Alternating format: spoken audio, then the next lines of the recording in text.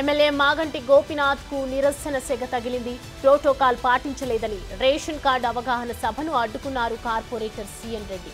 ఫ్లెక్స్లపై CM Revanth Reddy మంత్రి ఫోటోలు వేయకుండా ప్రభుత్వ పథకాన్ని అవమానపరిచారని సిఎన్ రెడ్డి ఆరోపించారు. దీంతో ఇరు పార్టీల నాయకుల మధ్య ఘర్షణ వాతావరణం నెలకొంది. రంగంలోకి దిగిన పోలీసులు కార్పొరేటర్ అనుచరులను నిలువరించడంతో వివాదం సద్దుమణిగింది.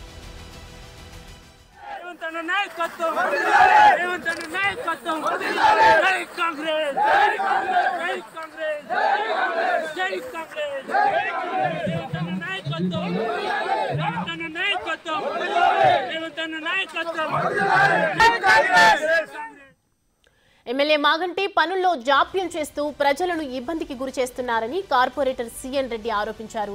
దాదాపు 500 కళ్యాణ లక్ష్మి, షాదీ ముబారక్ చెక్కులపై సంతకాలు చేయకుండా కాలయాపన చేస్తున్నారని మండిపడ్డారు. వచ్చిన చెక్కులను పంపిణీ చేయాలని డిమాండ్ చేశారు.